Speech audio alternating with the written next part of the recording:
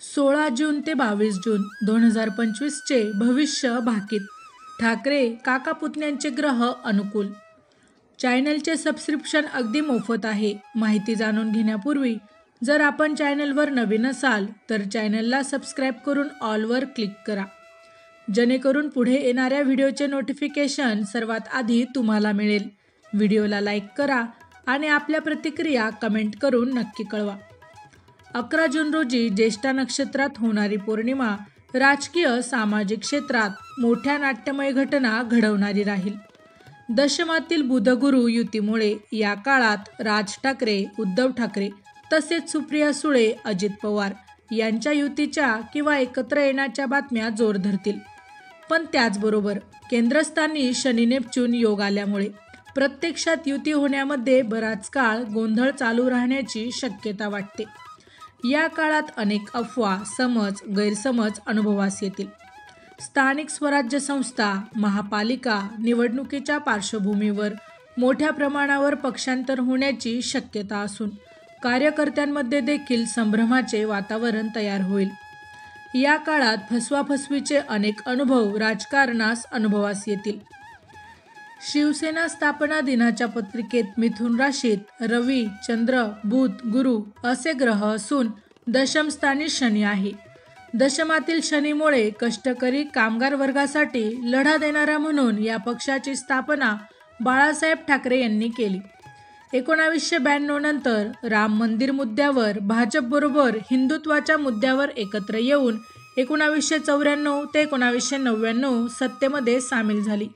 या काळात भाजप व शिवसेना यांची समसमान ताकद महाराष्ट्रात दिसून आली. मात्र त्यानंतर भाजपने देशभर घोडदौड केली. तेव्हापासून भाजप शिवसेनेमध्ये वर्चस्वाची लढाई सुरू झाली व 2014च्या निवडणुकीनंतर भाजपचा मुख्यमंत्री झाला. मात्र योग्य वाटा सत्तेत न मिळाल्याची भावना उद्धव ठाकरे यांच्या मनात असल्याने 2019ला विधानसभा निकालानंतर शिवसेना काँग्रेस, राष्ट्रवादी काँग्रेसबरोबर जाऊन महाविकास आघाडीचे सरकार स्थापन झाले व उद्धव ठाकरे मुख्यमंत्री झाले. उद्धव ठाकरे यांच्या पत्रिकेतील गुरु-शनी योगामुळे त्यांना मुख्यमंत्रीपदाची संधी प्राप्त झाली. कोरोना काळात मकर राशीतील शनीचे भ्रमण शिवसेनेच्या रवी राशीकडून अष्टमात सुरू झाले आणि ठाकरे सरकार कोसळले.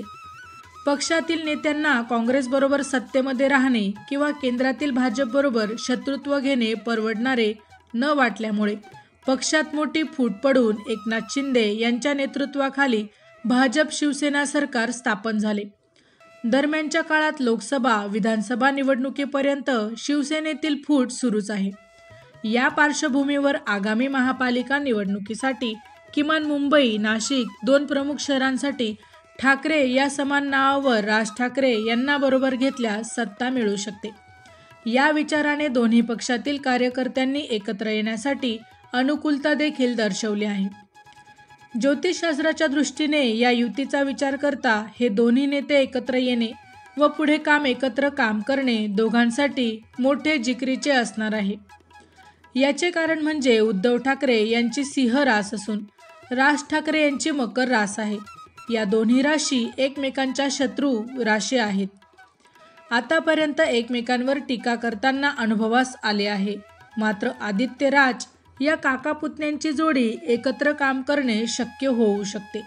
मात्र शिवसेनेच्या पत्रिकेत दशमात शनी असून सध्या शनीचे भ्रमण पुन्हा त्याच ठिकाणी मीन राशीतून होत असून मूळ रविचंद्र गुरुवरून मिथुन राशीतील गुरुचे भ्रमण होत असल्यामुळे 2 भाऊ एकत्र येण्याचे प्रयत्न यशस्वी होऊ शकतात.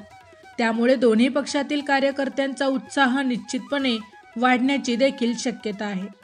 मात्र याचा परिणाम दोघांचीही ताकद वाढवण्यासाठी पोषक असला तरी निवडणुकीत सत्तेपर्यंत पोहोचता येईल का हा प्रश्न अनुत्तरित राहतो. माहिती आवडली असेल तर अवश्य शेअर करा. अशाच प्रकारची नवनवीन राशीविषयक माहिती मिळवण्यासाठी आमच्या लाईव्ह प्रेडिक्टर या यूट्यूब चॅनलला अवश्य सबस्क्राईब करा. धन्यवाद.